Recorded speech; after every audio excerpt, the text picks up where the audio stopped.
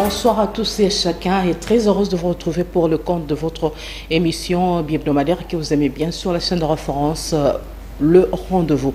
Pour ce numéro, nous avons l'opportunité de recevoir et de nous entretenir en même temps avec l'habitué de cette émission, c'est monsieur Raphaël Bolikango qui est secrétaire général du Parti de l'Unité nationale Puna et secrétaire exécutif permanent des forces politiques alliées à l'UDPS. Avec lui, sans tergiverser, nous allons parler de sujets qui défrayent la chronique. Monsieur Raphaël, bonsoir.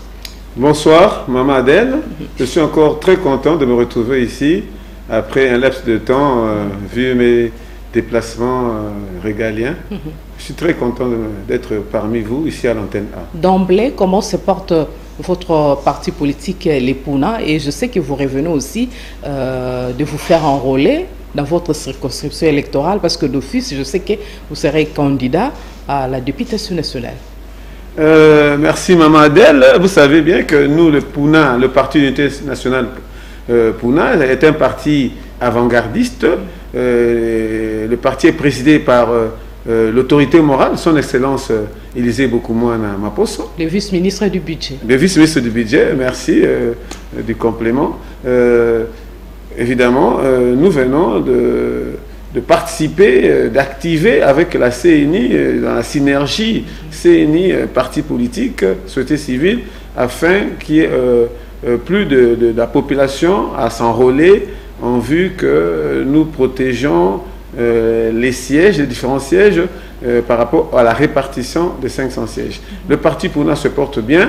Nous allons de croisade en croisade au niveau du Grand Équateur et nous allons de conquête en conquête par rapport aux autres provinces. Nous sommes déjà dans 17 provinces. Hormis l'enrôlement, quelle a été la particularité de ces déplacements?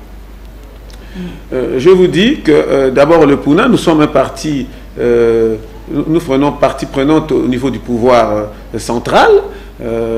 Nous avons participé à l'enrôlement parce qu'il était question de sensibiliser, aider la CNI, parce qu'il va de soi, en bon politicien, nous devons aider la CNI à ce qu'il y ait plus d'enrôlement et surtout que l'enrôlement de cette fois-ci, on ne va pas se limiter seulement à l'obtention de la carte d'électeur qui est une carte d'identité provisoire comme ça l'a été, et cette fois-ci c'est la dernière, nous allons passer à l'étape de la carte d'identification et vous voyez que c'était une particularité où en bon citoyen nous devions informer la population, sensibiliser la population, la vulgariser afin d'être partie prenante aux activités du processus d'enrôlement, d'identification et de recensement en cours. Au Grand Équateur, dans ces coins et recoins, l'enrôlement se passe sans embâge. Qu'est-ce qui a été signalé? Et avant la clôture de ces opérations, la CENI a quand même revu ou bien changer des tactiques pour corriger le faille signalé? Maman Adèle, nous étions ici dernièrement, nous avons parlé du début timide des activités d'enrôlement au niveau de la CNI et il y avait aussi des manques, des déficiences, des performances des opérateurs de saisie. Il y avait aussi beaucoup de centres où les machines n'ont pas fonctionné comme on s'y attendait, faute de rodage et faute de batteries, faute de panneaux solaires. Nous avons appris que les Nicadima, en guise de palper du doigt les réalités par rapport à l'enrôlement et l'identification, a dit effectuer des descentes dans les grands Bandundu et grands Équateur, ainsi de suite. Son passage quand même, les empreintes sont restées dans le sens de corriger le faille. Oh oui, le président Denis Kadima, en tant que commandant des troupes de la centrale électorale nationale, il devait quand même faire des missions d'itinérance pour palper du doigt, malgré que par tous les canaux numérisés, il avait toutes les informations. Mais nous en félicitons parce que nous avons demandé ici sur plateau, parce que nous étions là au Grand Équateur, et c'est pareil par rapport à toutes les provinces. Il y avait des déficits techniques, des déficits de performance des ressources humaines. Bon, nous avons demandé, vous l'avez proposé ici, vous l'avez conseillé, un recadrage, une prorogation, et ce n'est pas encore fini. Je pense que il appartenait à la CNI, après avoir condensé les résultats, et que si les suffrages, le nombre d'enrôlés attendus ne sont pas encore atteints, je pense qu'il serait mieux dans certains centres qui n'ont pas été dans les 30 jours ouvrables ou dans les 25 jours additifs ouvrables, qu'ils puissent, c'est la bonne chose d'avoir tout le monde. Il ne faut pas être très intransigeant. Ça ne va pas répercuter négativement sur le calendrier de la CENI? Non, pour le moment, je pense que ça n'a pas une répercussion négative. Et moi, j'ai pensé même qu'il y avait un problème de déficit de matériel. Mais comme, vous voyez, on fait la prorogation, mais l'ère opérationnelle 2 a commencé pendant qu'on était dans la prorogation de l'ère opérationnelle 1. Et il y a maintenant l'ère opérationnelle 3 qui commence déjà pour l'Est. Je pense que là, comme nous avons les machines, donc on pourra continuer jusqu'à avoir la sommation totale à la fin du 3e ère opérationnelle. Il faut qu'on laisse ouvrir certaines brèches pour certains centres qui n'ont pas été à la hauteur du résultat des recensés, des enrôlés attendus. C'est très technique. En peu de mots, les bilans dans les 2 heures opérationnelles sont positifs ou négatifs? Pour autant que la CENI a été à l'écoute des desiderata de la population, des opérateurs politiques, des partis politiques et de la société civile, parce que c'est un problème de tout Congolais, et Congolais de tout bord. Là, à ce moment-là, je pense que le président Denis Kadima a été à l'écoute de la population et que mollo, nous allons pouvoir atteindre les 55 millions attendus, à ce que tous les centres d'inscription, qu'il n'y ait plus de fil, qu'on constate vraiment qu'il n'y a plus d'enrôlés. Là, on pourra fermer. On ne peut rien. Avoir plus d'enrôlés, c'est favoriser d'avoir aussi plus d'identifiés possibles, ce que nous cherchons pour avoir les bonnes statistiques par rapport à la population exacte de la République démocratique du Congo. Mais non, là, la Commission électorale nationale indépendante, CENI, institution d'appui à la démocratie, va entamer la dernière partie de l'enrôlement. Vous pensez que tout va se dérouler comme souhaité? Il y aura du succès, sachant qu'à l'est de la République démocratique du Congo, il y a beaucoup de couacs, entre autres, liés à l'insécurité grandissante dans cette partie du pays. Maman Adèle, je pense que l'enrôlement au 3e ère opérationnelle de l'Est, qui comprend les 3 provinces du Grand Kivu et les 4 provinces de l'Oriental, ça sera entamé de manière particulière. D'ailleurs, il y a eu des préalables. Le président national, le président de la CENI a eu des entretiens avec le gouvernement par rapport au ministère de la Défense, par rapport à tous les services de sécurité pour avoir les assurances. La situation sécuritaire ne va pas handicaper cette opération. Maman Adèle, en tout cas, qu'on ne se le cache pas, au niveau de l'Est, particulièrement les 2 provinces qui sont en état de siège et la province qui est la province du Nord Kivu aussi, qui est butée par un torpillement des troupes négatives de l'Est. Là, c'est une manière particulière. Je pense que c'est très difficile, mais je pense que la CENI, avec les services de sécurité patronné par le ministère de la Défense nationale, le ministère de l'Intérieur et de l'ordre public de sécurité et territoire, vont aider la CENI, parce que la CENI, c'est une institution citoyenne. Ils n'ont pas d'armes. Ils doivent être garantis dans leur métier. Mais je pense que on sera plus sélectionné dans les retranchements des déplacés. Il y a des actes terroristes, des actes barbares bien signalés à l'est de la République démocratique du Congo. Et là, ça suscite des inquiétudes. Vous ne voyez pas les bureaux de la CENI incendiés à l'est de la RDC, qui est de bombes cachées quelque part, en guise de surprendre négativement la population qui veut bien s'enrôler. Ce n'est pas exclure, Maman Adèle, ce n'est pas exclure.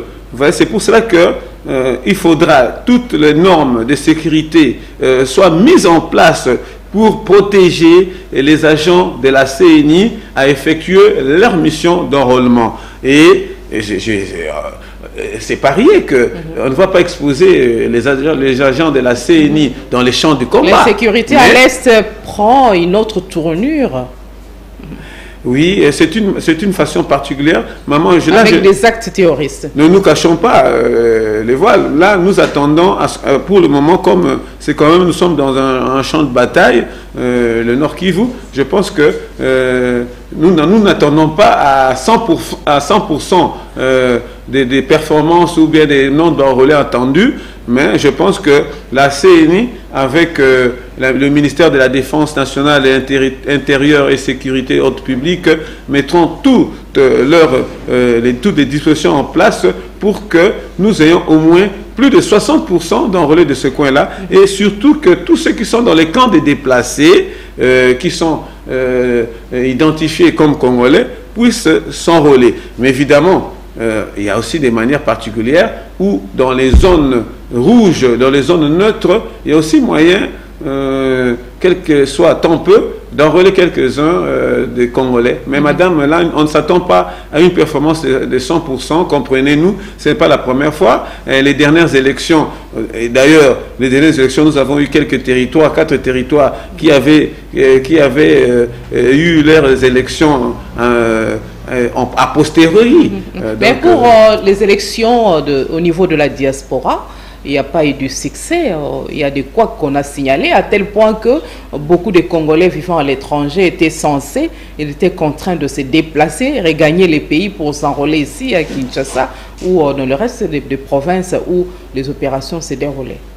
Madame, là, il y a aussi à boire et à manger. La CNI, parlant de l'enrôlement au niveau de l'extérieur, au niveau de la diaspora, on a choisi quelques 5 pays, mais je vous dis que la CNI a bien prononcé, c'était à des fins expérimentales. Et les conditions ont été données. Mais madame, ne nous cachons pas aussi, soyons francs. Hein, nos frères qui sont allés en Europe, ils sont allés dans quelles conditions? On parle des ngundistes, hein, à Boakanaï, hein, ils sont des ngundistes, des exilés, tout consort. Ils ont eu des nationalités, des séjours, enfin, ils se sont... ils n'ont plus rempli les conditions exactes pour aller à l'ambassade. Beaucoup sont butés à des problèmes de double nationalité. Ah voilà, c'est ça. Je n'ai pas voulu dire ça directement, mais c'est ça. Les amis ont des doubles nationalités, ils ont des conditions. Alors, lorsque vous arrivez à l'ambassade, vous ne remplissez pas les conditions. Alors, vous ne votez pas. C'est une conséquence de cette opération des ngundistes. Mais maintenant, comme il y a un kanda où je Congolais à partir à Mikili, moi je me zate, il y a un bazongi awa, bazongi awa to bimi na bango te, ba na mboka, bazui ba carte d'électeur na bango. Bon, alors là ce sera comment? Quand vous êtes au Congo, vous avez la carte d'électeur. Quand vous êtes en Europe, vous avez votre carte de séjour. Bon, je pense que c'est le problème de congolité. Hein. Mais il n'y a pas que des sans-papiers, il y a aussi ceux qui ont leurs documents complets, mais ils seront maintenant contraints de regagner Kinshasa pour venir s'enrôler ici. Parce qu'à l'étranger, ça ne se fait pas comme souhaité, comme attendu. Maman, je vous dis, nous avons nos frères, certains de nos frères aussi qui sont dans le cas, hein, qui sont venus ici à Kinshasa en bons citoyens, ne fût-ce que seulement pour s'enrôler, parce qu'ils se sont butés, ils n'ont pas rempli les conditions exigées par la CNI pour les Congolais de l'étranger. Mais ceux qui sont Congolais en bonne et due forme de l'étranger, Maman Adèle, ils ont eu leur... c'est pas tout le monde, ceux qui sont bons, ils ont eu leur carte d'enrôlement au niveau de l'Europe. Alors là, maintenant, les amis qui ont eu leur carte d'enrôlement ici, au moment des élections, ils doivent aussi venir ici encore pour voter. Cela n'empêche. Bon, mais en conclusion, là, maman, moi je dirais qu'on doit revoir ce problème-là de congolité. Hein. Moi, je suis congolais de père et de mère. Hein. Tous mes ancêtres là. Mais nos enfants là, hein, quand ils partent en Europe là, hein, ils marient des étrangers, tout ça. Bon, bah, qu'on a vu ça, finalement. Des pères et des mères, ces histoires-là aussi, congolité des pères et des mères, totalement malin. Parce qu'on a Koko Nangaya, Koko Abolikan, oui, congolais. Non. Et quand on a tout pas français. La France est un petit pays, mais il a ouvert la nationalité à tout le monde. Mais pourquoi nous, Congolais, on doit être vraiment égoïste pour donner des nationalités, oh non, exclusivité. Ah bon, mais on était encore Congo, Rwanda, Burundi. Mais je pense que nous ne sommes pas vraiment ennemis avec les Rwandais et les Burundais. C'est un problème, de séparation, d'intégrité de chacun des États. Bon. Mais s'il n'y a pas, il n'y a plus des vols, des braconnages, des vols des minéraux par des voies détournées. Je pense qu'on n'a pas un problème avec les Rwandais et les Burundais. Le problème avec les Rwandais, les Burundais, les Ougandais, c'est parce qu'ils veulent voler abusivement, ils tirent abusivement nos produits à notre détriment, en connivence avec certains Congolais de mauvais comportements, de mauvaise éducation. Voilà, merci beaucoup pour cet éclairage, M. Raphaël Bolikango, secrétaire général du Parti de l'Unité nationale Puna. Nous allons évoluer. Le sommet d'Addis Abeba s'est terminé le week-end passé. Quel bilan faites-vous de la participation de la République démocratique du Congo à ces assises? Les assises qui, entre autres, a permis d'évaluer les niveaux de mise en œuvre des décisions prises lors du mini-sommet de Luanda qui s'est tenu le 23 novembre 2022. Madame Adèle, la rencontre d'Addis Abeba, moi, je prends ça toujours dans un cadre d'une des voies de sortie de la crise de la République démocratique du Congo. Certainement, cette fois, c'est la voie diplomatique où l'Union africaine, avec toutes les organisations régionales, sous-régionales, s'y retrouve.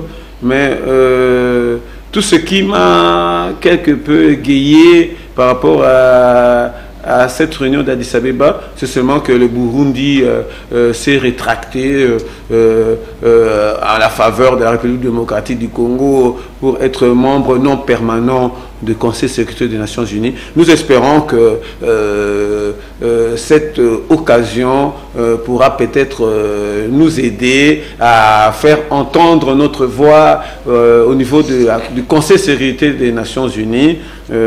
À part ça, tout ce qui se passe là, en Addis Abeba, c'est déjà du cocktail monotone. Je ne peux pas m'attarder sur ça.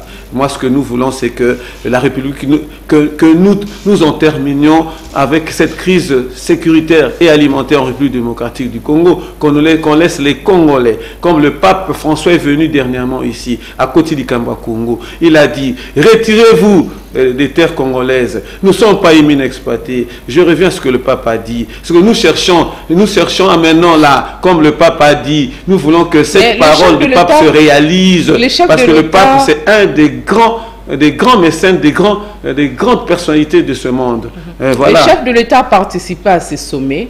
Vous pensez qu'il a mis à profit les retombées de ces sommets?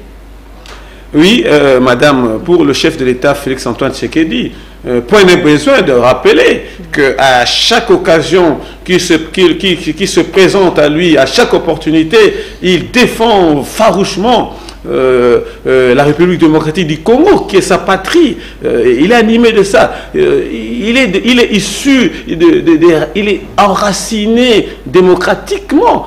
Voilà. Donc, le président Félix, à chaque occasion, il parle, il défend la RDC selon tout ce qui est... Parce que le pays, la République démocratique du Congo, notre pays, a besoin de la paix, bien sûr, pour pouvoir amorcer, n'est-ce pas, son développement. Qui veut la paix prépare la guerre. Et c'est vice-versa. Donc, madame, je vous dis que dans ce monde contemporain, on ne pourrait jamais exclure que la paix s'allie avec la guerre. Je vous dis que c'est un peu difficile, mais toutefois, en fin de compte, même si nous parcourons un peu toutes les guerres, les croisades, les guerres qui sont passées à travers le monde. Je parle de l'invasion du Koweït par l'Irak. Et en fin de compte, le Koweït a récupéré son intégrité. Même aujourd'hui, la Russie qui est en train de torpiller l'Ukraine. Mais nous arrivons, nous allons toujours revenir, révisiter l'histoire contemporaine. Donc, on revient toujours. Mais ce sont des périodes, même le Rwanda là, qui est en train de voler ici, chez nous là, hein, leur économie dépend du vol des matières de la République démocratique du Congo. 60% de leur économie proviennent du vol de nos matières premières ici, mais ça terminera un jour aussi. Nous allons y arriver, Molo Molo. La participation de Félix Tshisekedi au 36e sommet de l'Union africaine, où il a mené quelques actions diplomatiques à Addis Abeba. Vraiment, sur le plan diplomatique, en tout cas, les chefs de l'État, il est à applaudir, n'est-ce pas? Maman Adèle, je vous dis que sur le point de la diplomatie, Félix Antoine Tshisekedi a démontré toutes ses performances. Ce n'est pas aujourd'hui, d'ailleurs. Mais quels sont ces gains diplomatiques? Mais madame, les discussions, les salons diplomatiques, ça ne s'explique pas, ça ne se démontre pas ipso facto. C'est un parcours, c'est une série de négociations. Donc ce n'est pas d'un coup de revers que directement que nous allons voir ce changement. C'est-à-dire, quand il y a la diplomatie, c'est-à-dire on est en train de s'échanger, de s'échanger à ce que nous révisitons, à ce que nous renégocions, à ce que nous cherchons les voies et moyens pour qu'il y ait la quiétude. Donc c'est une démarche. Ce n'est pas comme dans un champ de bataille, ouais, le coup de feu. Mais la diplomatie, vous pouvez manger avec votre adversaire, mais au champ de bataille, là, il n'y a pas de pardon. Mais en diplomatie, il y a des concessions.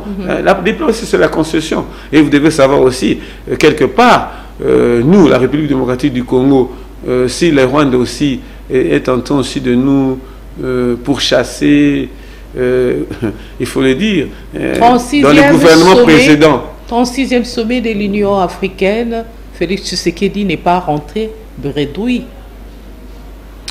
Mais là, je vous dis, maman, nous sommes déjà, la République démocratique du Congo, nous sommes éligibles comme membre non permanent du Conseil de sécurité.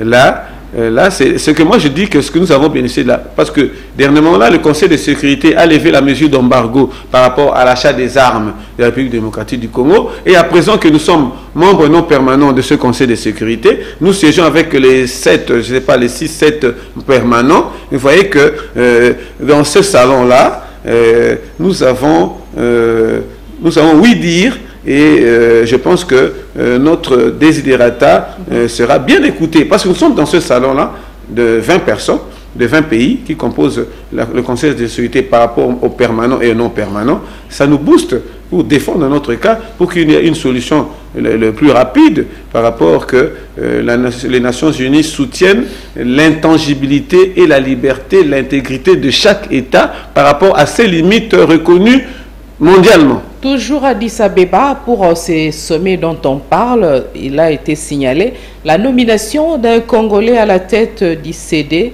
Centre africain pour la surveillance et la prévention de maladies. Il a été voté par les chefs d'État de l'Union africaine. Il s'agit du docteur Jean Kabeya, la cinquantaine révolue. Oui, vous savez que maman, nous, la RDC, nous regorgeons des têtes savantes en matière de recherche scientifique, surtout pour la médecine. Vous savez que même le professeur Mukwege, qui a eu le prix Nobel par rapport à sa spécialité de soigner les pistules. Donc nous avons eu encore le docteur Lourouma à l'époque qui a fait, je sais pas, MM2 là. Donc vous voyez que même aujourd'hui, comme nous avons un représentant dans cette structure hautement scientifique, il va de soi maman.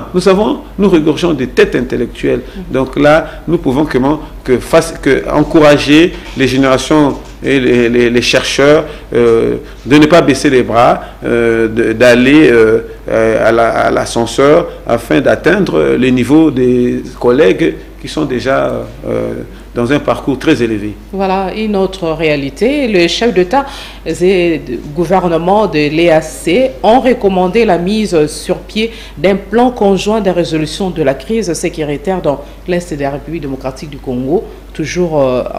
C'était toujours à Addis Abeba lors du 36e sommet de l'Union africaine. Oui, madame, là je réponds avec un peu de réserve par rapport à ce que j'ai entendu par le VPM, le ministre des Affaires étrangères, Christophe Lutundula, qui a parlé, lorsqu'on a posé la question sur la présence de EAC en République démocratique du Congo, il a dit qu'il n'était pas opportun qu'on se retire de l'EAC. Oui, en tant qu'État comme tel, oui, on ne peut pas se retirer pour aller de bonne forme. On ne peut pas se retirer de l'EAC. Mais le problème est que la présence militaire des EAC ici au Congo, l'objectif de leur mission doit être bien précis. Ils ne sont pas venus ici en villégiature comme la MONUSCO. Et puis, Maman Adèle, de toutes ces forces-là, mais moi je pense qu'on doit revenir à peu près à un état-major interarmé dirigé par les République du Congo. Permettez-moi de me compléter. Ces pays membres de l'EAC notent que ces plans conjoints vont aider à la désescalade des tensions et normalisation des relations politico-diplomatiques entre la République démocratique du Congo, RDC et le Rwanda. Madame, des escalades. La peine. Des escalades.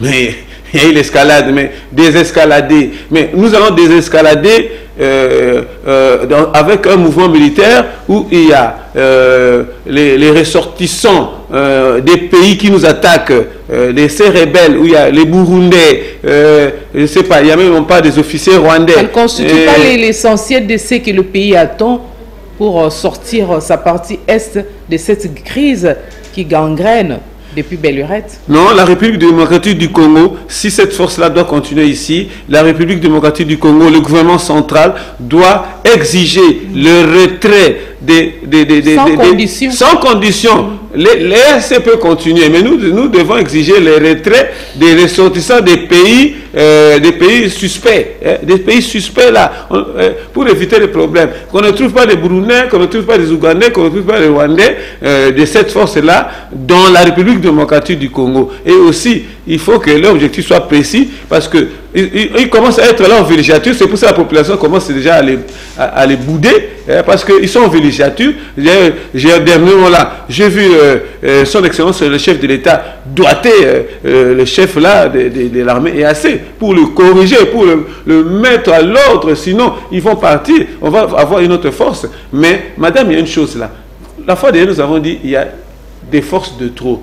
Moi, je pense qu'il faut qu'il y ait un état-major interarmé, comme on avait fait dernièrement, quand il y a eu les Zimbabwe, les Namibiens qui sont venus là, tout le monde là, il y avait EMIA, état-major interarmé pour coordonner. Mais maintenant là, nous avons la MONUSCO, nous avons l'IAC, nous avons etc., nous avons les FARDC. Mais il faut un commandement interarmé, dirigé par la République démocratique du Congo, qui coordonne et les activités de la MONUSCO, de l'EAC, tout consort. Parce qu'on ne sait pas qui fait quoi, qui a quelle prérogative. Non. Alors, à partir de là, le commandant de la RDC, on ne sait plus à quel sens se vouer. Mais vous personnellement, M. Raphaël Bolikango, vous croyez toujours au processus de Nairobi, de Luanda et de Bujumbura?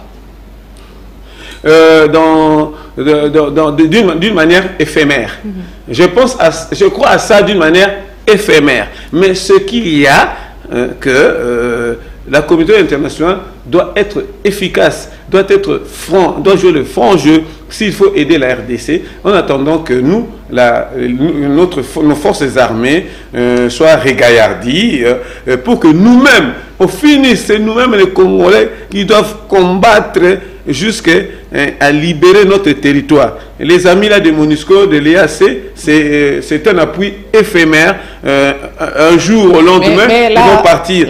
Nous devons être conscients. Nous devons pas trahir notre pays. Et surtout, nous devons dénoncer tous les Congolais, même au niveau de l'armée, au niveau des services de sécurité, au niveau même de la société civile, dénoncer tous les traîtres. Parce que nous devons contribuer pour que notre pays réintègre, récupère tout le patrimoine de la patrie légué par les pères de l'indépendance. C'est notre prospérité. Voilà, le message est passé. Mais ça vous inspire quoi? La passivité de la communauté internationale qui condamne le Rwanda, mais ne les sanctionne pas. Voilà. C'est pour, paradoxalement, c'est par rapport à ce que je viens de dire. C'est-à-dire que même la communauté internationale, elle est butée, parce que même la communauté nationale vit, c'est une institution, c'est une structure, ils vivent des moyens financiers et des nantis. Les nantis, ce sont qui? Ce sont les multinationaux. Ce sont les multinationaux qui viennent acheter d'une manière allègrement, d'une manière frauduleusement nos matières précieuses ici, en cautionnant certaines bandes armées pour tenir leur marché. Donc moi je pense que la communauté internationale nous endort. Mais nous ne pouvons pas nous démettre de la communauté internationale parce que nous faisons partie de la communauté internationale. Mais nous devons, la République démocratique du Congo, nous le peuple congolais, sans distinction aucune, nous devons tailler à ce que notre armée, nos forces armées, nous envoyons nos jeunes, les volontaires, tout consort, qu'ils soient aguerris, qu'ils aient une formation adéquate. C'est lorsque les forces armées seront aguerries, bien armées, que toutes ces histoires-là, nous aurons une force noble, une force puissante, comme les forces des Égyptiens, comme ça là. Donc là, on sera aguerris, on ne pourra plus toucher à 1 cm² du peuple congolais, du territoire du peuple congolais. Il faut que l'armée soit effectivement remise en question et il faut que le gouvernement Sama Lukonde donne beaucoup d'argent, injecte beaucoup d'argent au niveau des forces armées pour que nous enternions. Parce qu'avec cette guerre-là, parce que vous parlez du gouvernement, M. Bolikango, parce que vous parlez déjà du gouvernement Sama Lukonde, quelles sont ses actions positives? Évidemment, maman, pour consolider les actions du gouvernement Sama Lukonde, je vais vous en dire, mais pour consolider les actions du gouvernement Sama Lukonde, il faut que l'insécurité de l'Est là soit extirpée. Il faut que nous luttons sur ça. Parce que les performances du gouvernement Sama Lukonde, nous avons au niveau de l'enseignement. Nous avons au niveau de l'enseignement la gratuité de l'enseignement qui est effective, mais évidemment, il y a problème avec les bancs syndicales des enseignants et le gouvernement qui doivent toujours aussi recadrer,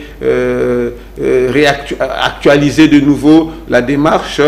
C'est mollo qu'on est en train d'avancer. Donc là, mais pour consolider ça, il faut que les recettes de la République, l'IGF, je félicite l'IGF qui a vraiment donné un frein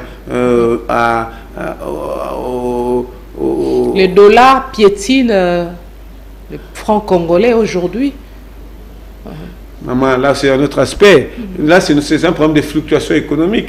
Oui, aujourd'hui nous voyons là le dollar, 10 $ vaut 22 500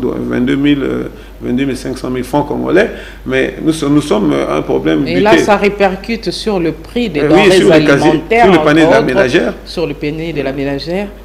Oui, là il faut des explications très techniques que je ne pourrais pas donner ici, mais est-il que nous devons comprendre que cette fluctuation économique au rabais et au niveau international, c'est dû à la guerre de l'Ukraine. Parce que, vous savez, la Russie, l'Ukraine, c'est vraiment un chemin, un parchemin de livraison des denrées, des produits au niveau de l'Afrique. Alors, comme déjà, là, vous voyez, même au niveau de l'Europe, ils ont des problèmes de chauffage, des problèmes de gaz. Donc, ce sont des répercussions, des fluctuations au niveau des pays développés qui nous enjambent, nous, les pays du tiers-monde. Voilà. Nous qui sommes les pays de consommation, nous ne sommes pas des pays de production. Nous allons évoluer. Aujourd'hui, plus d'une famille semble vivre le moral en berne à cause de cette réalité. Le gouverneur de Kinshasa, Gentili Ngobina, organise l'opération Coup de poing pour améliorer selon lui, les conditions de vie des habitants de Kinshasa. Comment jugez-vous cette opération et ses répercussions? Je ne sais pas si ce que nous entrevoyons, nous disons ici à la télévision, si nous entrevoyons, dans une de nos missions antérieures, nous avons déploré la gestion de la ville de Kinshasa. La démolition des constructions anarchiques, l'environnement, on sait concerne les autorisations. Ça préoccupe au plus haut point la population. Est-ce qu'il fallait commencer par là? Quelles sont les priorités en cette ville de Kinshasa? On sait que l'insalubrité gagne du terrain. Il y a des poubelles presque partout. Le marché, le grand marché, jusqu'à là, les travaux évoluent à pas de tortue. Nous avons un problème sérieux des caniveaux. Il y a les phénomènes Kuluna qui est décrié presque dans les districts de Kinshasa seulement. Ne c'était que Kinshasa. Gentini Ngobila devait commencer par où? Maman Adèle, Kinshasa est une ville cosmopolite qui regorge toute catégorie sociale. Je dirais ceci d'abord, au niveau de l'aménagement urbain de la ville, nous avons eu à déplorer parce qu'il y a eu des cas des inondations, des cas d'érosion, des cas d'éboulement, tout consort. Nous avons déploré les autorisations de bâtir dans des milieux non édifiants, dans des milieux précaires. Je pense là, nous avons demandé à ce qu'on délocalise les habitants. Il ne faut pas seulement les évacuer, mais il faut les délocaliser. Mais là, nous revenons encore à notre problème. Nous avons parlé du civisme environnemental. Nous avons parlé qu'il faut encourager le civisme environnemental. Et nous avons déploré les constructions anarchiques. Maman, là, nous prenons deux aspects.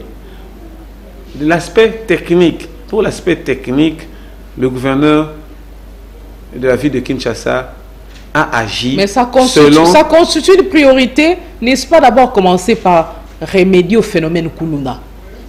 Mais là, c'est un problème d'abord. Commencer d'abord par le phénomène Kuluna. Nous avons beaucoup de nids de poules sur les artères de Kinshasa. Entre autres, si on prend les tronçons, la direction du centre catholique Nganda, il y a les tronçons qui mènent jusqu'à la route 80 jours. L'état de cette route laisse à désirer.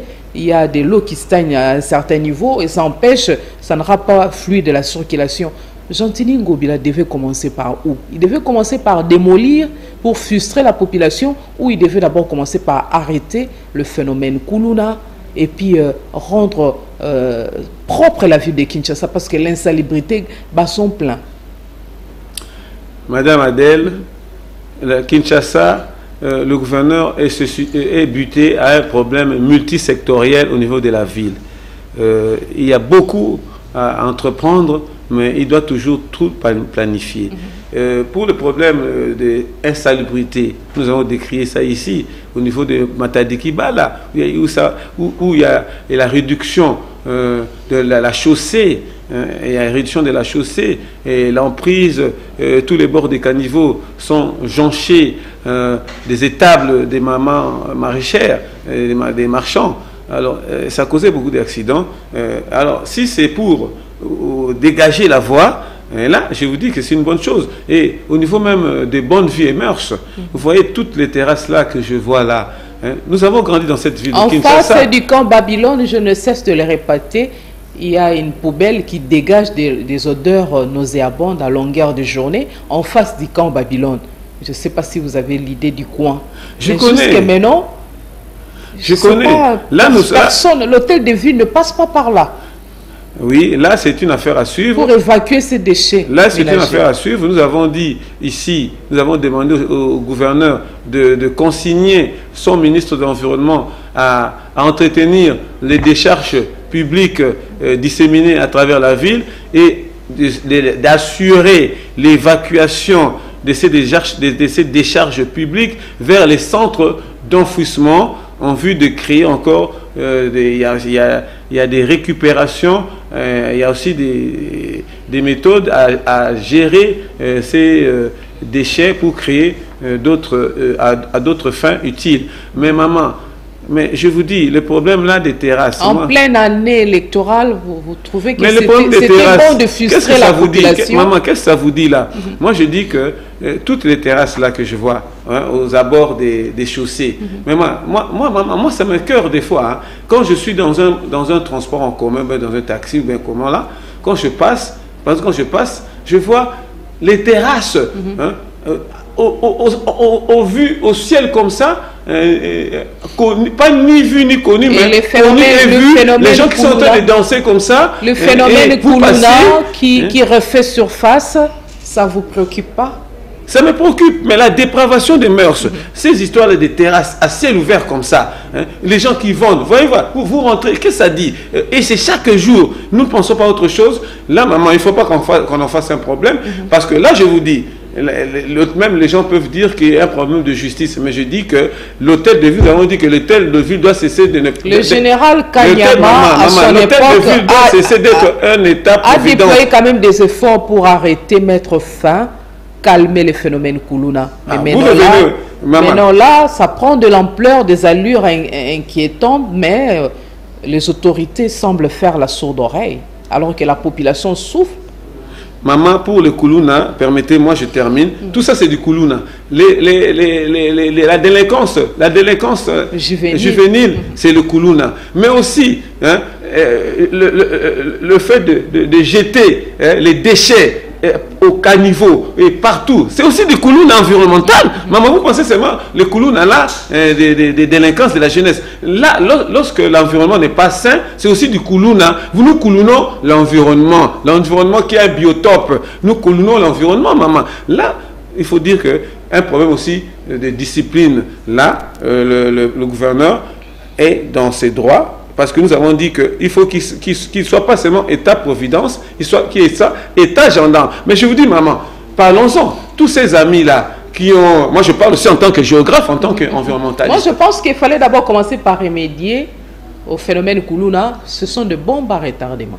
On n'exclut pas ça, maman. J'en termine parce que ça fait beaucoup de bruit ici, à Kinshasa. Maman, dans leurs documents-là, on a écrit occupation précaire. Occupation provisoire. Qu'est-ce que ça vous dit? Quand vous faites votre terrasse, hein, on vous donne le document, on vous dit hein, occupation provisoire. C'est quand on vous dit mur provisoire, construction provisoire. C'est-à-dire, il faut vous attendre à quoi? Un jour, qu'on pourrait vous déguerpir ou infirmer votre occupation ou confirmer votre... Le moment était opportun pour le faire, vous pensez? Le moment, maman, derrière cette terrasse-là, maman, vous êtes chef de famille. Derrière cette terrasse-là, la dépravation des mœurs, vous voyez les jeunes filles, Katafumwa, les histoires là, les lesbiennes, les histoires, les PD, ils se cachent derrière cette histoire. C'est aussi du Koulouna. Monsieur Bolikango, il y a des Koulouna qui s'organisent maintenant.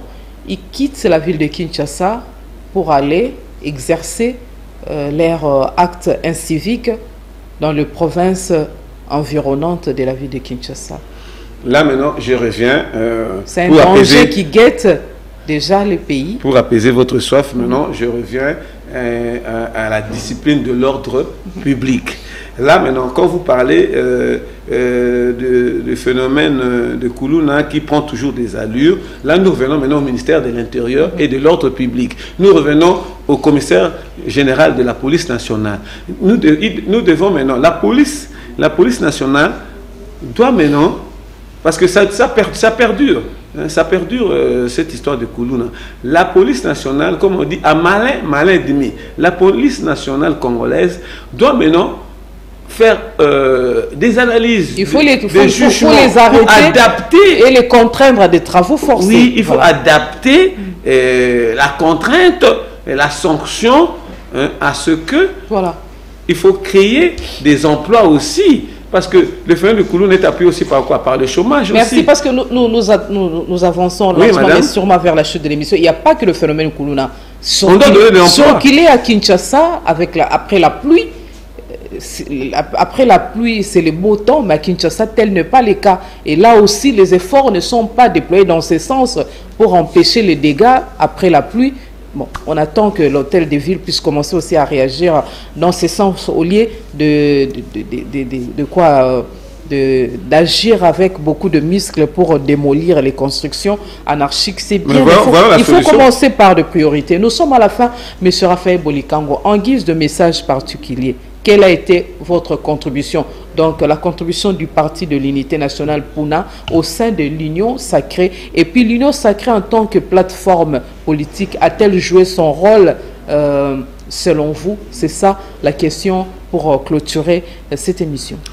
Madame Adèle, par rapport à l'Union Sacrée, le Puna est un parti qui a contribué à la création de l'Union Sacrée, parce que nous étions notre autorité morale a été partie prenante au niveau des task force, et la dynamique qui a résulté au niveau de l'Assemblée nationale pour faire la chute du gouvernement, du bureau Mabunda. La transhumance, c'est une première en République démocratique du Congo, où il y a eu la transhumance, où les acteurs politiques se sont penchés et se sont rangés derrière le chef de l'État pour des raisons d'État. Mais je vous ai dit que l'Union Sacrée était à l'informel, mais je pense maintenant il y a des réunions qui se font pour que l'Union Sacrée passe à la plateforme électorale. Mais la plateforme électorale doit être une plateforme électorale présidentielle. C'est parce que nous serons l'Union Sacrée de la Nation. Là, moi, c'est un jugement pour nous. L'Union Sacrée de la Nation sera une plateforme électorale, pour autant que nous allons voter pour la réélection du second mandat du chef de l'État, Félix-Antoine Tshisekedi. Mais en ce qui concerne les recoupements politiques, nous devons nous battre pour avoir autant de députés, autant d'élus, autant de sénateurs. Là, c'est un problème de regroupement politique. Mais pour le chef de l'État, nous allons être dans une plateforme électorale commune pour les présidentielles. Mais pour les législatives et les communaux, les regroupements politiques vont aller selon leur entendement, selon leur consentement. Voilà, vous avez des secondes. Ça sent le remaniement. Remanier à ces temps-ci, à quelques temps des élections. Pour quelle raison? Vous avez des secondes parce que nous sommes à la fin. Remaniement, réajustement structurel. Maman, vous savez qu'il y a eu d'abord 3 ministres de Katumbi qui sont partis. Et il y a le ministère des Plans, le ministère de... il y a 3 ministères qui sont vides. On doit quand même remplacer. Et puis aussi les performances de certains membres du gouvernement qui ne sont pas aguerris. On doit faire les changements. C'est comme une équipe de football. Hein? Voilà, c'est la fin de votre émission que vous aimez bien sur la chaîne France Antena. C'est les rendez-vous politiques. Nous venons là de terminer, de changer avec M. Raphaël Bolikango, secrétaire général du Parti de l'Unité nationale Puna et secrétaire exécutif permanent de forces politiques alliées à l'UDPS, FPEAI. Vous avez pris l'émission en cours. La rediffusion ce demain à 12h30 heure de Kinshasa. Merci de vous avoir suivi avec beaucoup d'attention et intérêt. Je vous remercie énormément, vous fidèles téléspectateurs, et je compte vous retrouver très prochainement pour un autre numéro. Une très belle soirée à tous et chacun.